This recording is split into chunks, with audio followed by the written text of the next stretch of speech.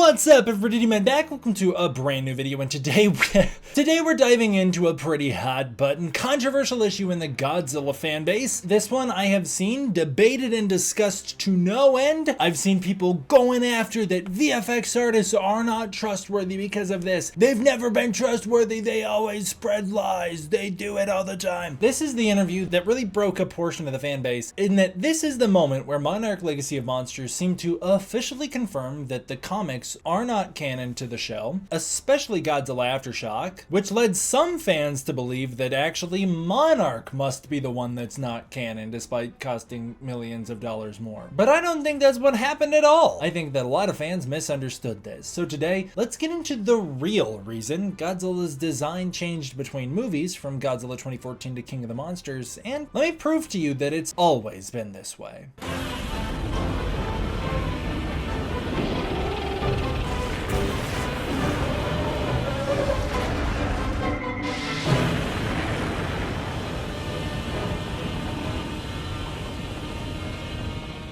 Starting out with some artwork like always, I thought these were so cool, I had to show these off. It's so rare to find fan art of Monarch Legacy of Monsters in particular, and I thought that this was so cool that this artist has basically taken it upon themselves to do fan art of every monster that appears in the show. So today, let's look at Bowser Kazooier's 92's Endoswarmer. This is the Endoswarmer. He looks fantastic. Love the use of color. Looks just like the one from the show. Great shadow down there too. Super, super cool. Also, they did the Endopede, who appears in a later episode of Monarch. So awesome. Looks very menacing. I like the little face on that guy. He's super cute. And Bowser Kazooier's 92 also did this one of the Ion Dragon flying around. I love the Ion Dragon. It's one of my favorite MonsterVerse monsters. I just think he's so cool. And it's something so classic about him, but also something so unique about him that I really like. So I thought that was great. This piece comes to us from Superzilla King, and this is their Monarch Legacy of Monsters poster. I don't know what these are. So Godzilla is just ground pounding somebody. This looks like it's got to be a reference to something, right? Like this poster has to be referencing something. But I don't know what the monsters in the background are. I might be losing some street cred here. I think they are from Godzilla the series, but I might be not identifying these monsters in the background correctly. But if anybody knows, let me know. Either way, super awesome poster. And I know this was probably made in the lead up to Monarch when we were still quite unsure what the series was going to wind up being. But I did think it was really cool. And you know, I'm always down for this in season 2. Godzilla going around kicking butt, taking names, fighting all sorts of other titans around the globe, just like he does in that 98 cartoon. That'd be awesome. Heading into the release of Monarch Legacy of Monsters Season 1, TV Guide magazine released an article about the show, doing a little breakdown on it, not too much to glean here. They detail episode 1, teasing that characters from the past will cross over with characters from the present. This actually appears to be like a double foreshadow, as it was referring to Lee Shaw, of course, making the leap from the past cast to the present cast, and also literally Keiko making the leap in terms of the younger version of herself from the past appearing in the present day. That seems to be foreshadowed here. They also teased the return of many titans such as even Kong. They teased the return of Kong as early on as before the show even aired, and obviously now we know he appears in the season finale, and season 2 appears to be pretty Kong centered at the moment, or at least the first half of season 2 does, so that's pretty cool. This is fun, but the Monarch Twitter account leading up to the release of the show released this. This is Bill Randa's map. I'll be honest with you guys, I haven't done an enormous deep dive into this. I'm not entirely sure how much lore is in here. It looks like it's got some detailed notes on potential Titan sightings. This is the map in the show that Bill eventually uses to discover Hollow Earth, as he cannot figure out where all the Titans would be coming from, going to, and how they could all fit on the planet without us noticing. But personally, the map itself, I don't see any glaringly obvious major lore implications that we didn't already know from just watching the show, but I'll link it down below so you can go check it out for yourself. Also, they tease the actual Monarch map, which is used throughout the show. This is a different iteration of the traditional MonsterVerse maps. This one's the one tracking gamma levels, teasing the different gamma burst areas that we see throughout the show. Of course, that's the entire plot of the show centers around these gamma locations, and so here's a cool map just showing off a really clean version of where these gamma bursts were being detected, which actually turned out to be Hollow Earth portals in the show. A little Inside Monarch featurette promo was released with some BTS breaking down the making of the show and also promoting it during its ad campaign. In this, Kurt Russell talks about how much Godzilla sticks with viewers, how impactful it is for viewers to see Godzilla, and why he stands the test of time. The producers also discuss how exciting it was to tell stories stories alongside Toho and to focus on the human scale in a kaiju-sized world. The movies themselves are the spectacle-driven, action-driven, over-the-top kaiju brawls. Monarch Legacy of Monsters is an opportunity for people who are more interested in the human-scaled storytelling in a world where monsters exist, and I'm so thankful for it because after 71 years of Godzilla, it's about time we get new stuff, and this is new and exciting, and I think really deep and interesting. The Russells appear here, and then they start to celebrate the fact that they're playing the same character rather than playing father and son, and how exciting and new of an opportunity that was. That's something that obviously not many actors have ever really done before, played the same character as their son in an ongoing series. It's not really something that's happened before, so it's just very, very cool that they got to share that experience. When Monarch Legacy of Monsters Season 1 aired, my friend Jenna VFX, aka Jenna Howard, who is one of the visual effects artists on Godzilla King of the Monsters, she's the one that did that shot of Mothra crawling up on Godzilla. She celebrated the release of Monarch Episode 1 as she worked on it. She celebrated that. She worked with MPC Visual Effects, which I believe is who she worked for back in the day as well, I think that's who she worked for with King of the Monsters as well, but she actually is the animator who brought us the shots of Godzilla at the Golden Gate Bridge, or at least two of the shots of Godzilla at the Golden Gate Bridge. My two favorite shots of him at the Golden Gate Bridge. So very, very awesome. Huge congrats to Jenna. Huge shout out. She's incredible. She's so nice. I'm a big fan of all of her work, and I'm so grateful to have met her all those years ago back when King of the Monsters came out. We have a little featurette of Kurt and Wyatt Russell just celebrating Monarch together. It's very fun. They start out by joking about playing the same character and then watching each other play the same character to learn new things about that character from each other, which I thought was so interesting to hear about. They then joke about how they still haven't technically worked together because they share no screen time, but I wonder if we can't get some weird dream sequence or some sort of Axis Mundi time warping going on where the two characters can wind up crossing over in Season 2 in some capacity, even if it is just in their mind. That is funny that they still haven't technically worked together because they've never been on screen together. They've never had working days together, but they both have worked with Godzilla, and they do joke about that. They make jokes about Godzilla hitting his marks and being a diva just like every actor does. Like Bryan Cranston was always saying the same stuff. Godzilla's a little notorious for being a little bit of a diva on set, it seems. Finally, Wyatt Russell celebrates his father's work ethic and attitude after all these years of just being so excited to be on set, and the whole interview is so wholesome. I mean, the whole thing is. Their dynamic is so fun to watch, and honestly, I cannot wait to get more interviews like that for Season 2.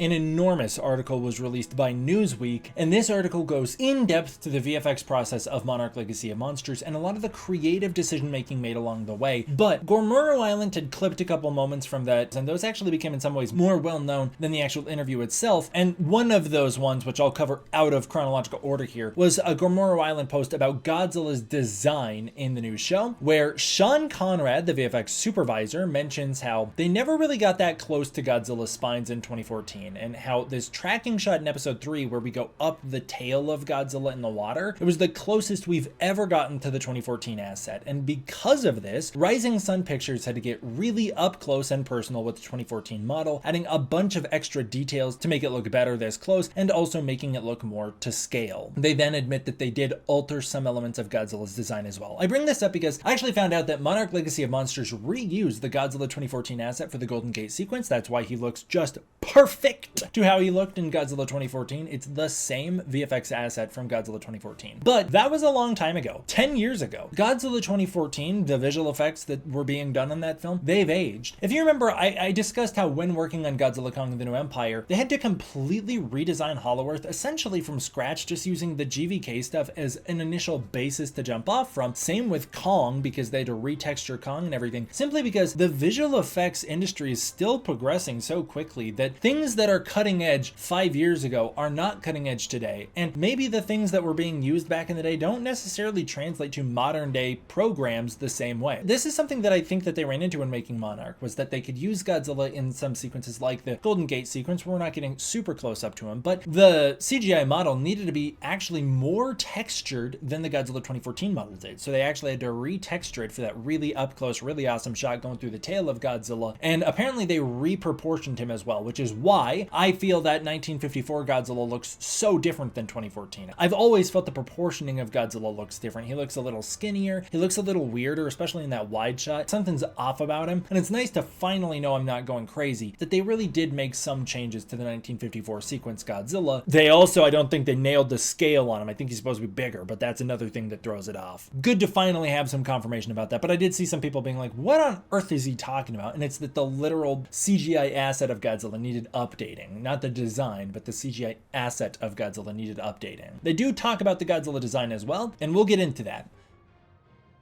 Jumping into this Newsweek interview with Matt Shakman and Sean Conrad, we have so much to discuss about the making of Monarch Legacy of Monsters. Matt Shakman was the director of the first 2 episodes and a producer on the show. Sean Conrad was the visual effects supervisor for the show. As far as Godzilla's design, why does Godzilla's design change from Godzilla 2014 to Godzilla King of the Monsters? Well, Godzilla Aftershock will tell you that it's because Godzilla battled MUTO Prime, getting extremely damaged in the process until MUTO Prime eventually shattered Godzilla's back spines. But that's never been the real reason that the filmmakers have stood by. Godzilla 2014 showcases Godzilla getting intensely damaged by the MUTOs themselves. No MUTO Prime needed. They're able to puncture holes in him, chip pieces of his skin off, cause him to bleed constantly, and the script and novelization specify that his spines are cracking and shedding constantly. The film itself doesn't show that outright, but that is happening constantly, supposedly the whole time. Michael Dougherty is on the same page about that, very aware that Godzilla took some damage in Godzilla 2014, but let's break the world here for a second. The real reason Godzilla's design changed is because Dougherty wanted to put the 1954 spines onto the MonsterVerse Godzilla to make him look more like the Toho Godzilla. That's the real outside of universe reason. Dougherty had an in-universe justification that's actually backed up here, which I've seen some people get upset about, but there's 2 things that can, I think, settle people out about it. Number 1, just getting into what they say they wanted to keep Godzilla consistent with the films. Godzilla has a specific look before and after 2014, and so they needed to respect that by not giving Godzilla a random new design, just sticking with the designs we've already seen. After 2014, they state that the spines on Godzilla were so damaged that they had to regrow differently, like the antlers of a deer. Additional damage to his tail results in subtle changes there as well. They didn't want to show these changes, they just wanted to include both versions of the design to acknowledge that Godzilla's design has changed in universe. Michael Dougherty back in the day almost outright says this exact thing, mentioning that Godzilla's spines are constantly under stress, constantly attacked, and Dougherty himself has explained that Godzilla's spines regrow like antlers of a deer, and Dougherty himself, when asked about Godzilla Aftershock, does not state that Aftershock is canon. Instead, he states that Godzilla's spines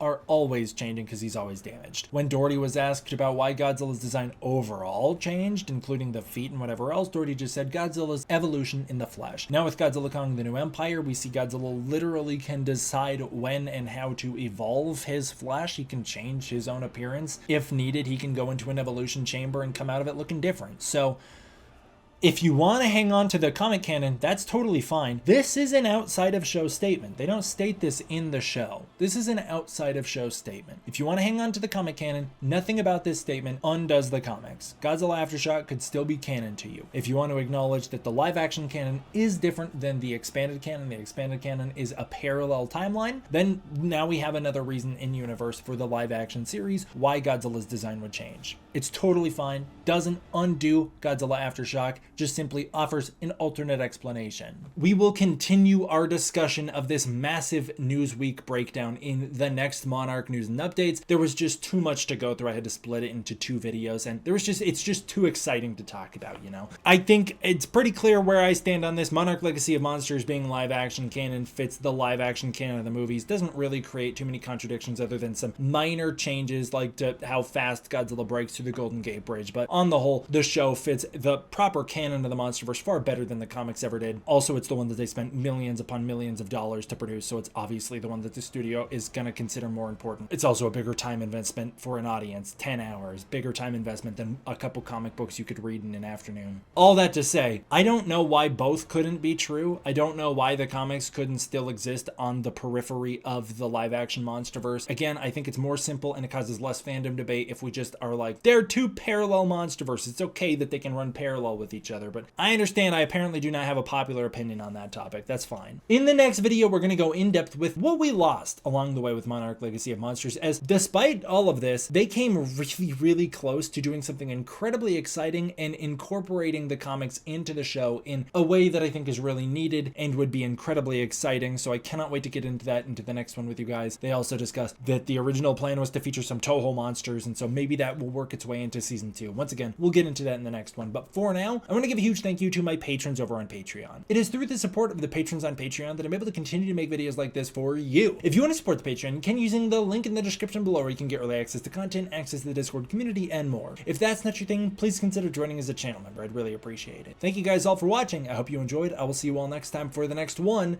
D-Man out.